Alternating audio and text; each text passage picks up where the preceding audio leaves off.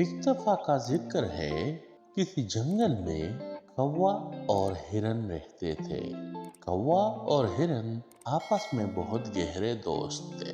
वो जहाँ भी रहते इकट्ठे रहते, जब कहीं जाते तो भी इकट्ठे ही जाते।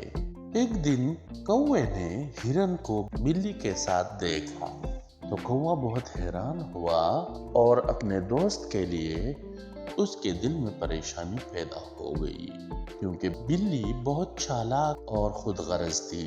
यूं ही बिल्ली चली गई तो इतने में कौवा उड़ा और उड़ते हुए हिरन के पास आके पहुंच गया और उधर बैठ गया। हिरन घास चर रही थी तो कौवे ने हिरन से कहा, देखो दोस्त, ये बिल्ली बहुत होशियार है और खुदगर्ज भी है। इसके साथ दोस्ती ना करना और ना कभी इसके साथ जाना। लेकिन हिरन घास चरती ही रही और अपने दोस्त की बात को नजरअंदाज कर दी गई। कौवा और हिरन दोनों ये बातें कर ही रहे थे कि इतने में बिल्ली आई और बिल्ली ने हिरन से कहा, दोस्त चलो चलते हैं, बाहर कहीं खेतों में चर के आते हैं। तो हिरन उसके साथ मान गई और खेतों की तरफ रवाना हो गए। कौवे ने पीछे से बहुत आवाजें दी कि दोस्त रुक जाओ, ना जाओ इसके साथ, लेकिन हिरन ने कौवे की बात ना मानी। जो ही वो खेतों के नजदीक पहुंचे तो बिल्ली ने हिरन को जाल में फंसवा दिया, क्योंकि जाल पहले से ही उसके लिए बिछाया गया था। जो हिरन जाल में फंस गई तो बिल्ली ने हिरन से कहा, मैं अभी किसान को बुला के लाती हूँ, वो तुम्हें मार डालेगी, क्योंकि वो 2 दिन से भूखा है और उसके घर में पकाने के लिए कुछ नहीं है। लिहाजा उसी ने मुझे ही ये काम सौंपा था, जो कि मैंने बखूबी अंजाम दिया।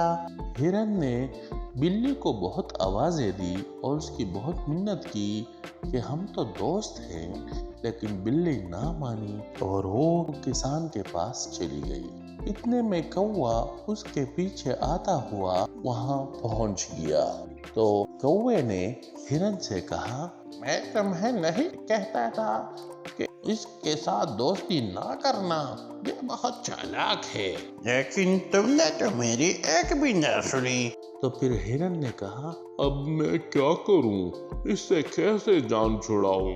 तो कौवे ने कहा कि बिल्कुल जाल में ऐसे लेट जाओ जैसे कि तुम मरी हुई हो।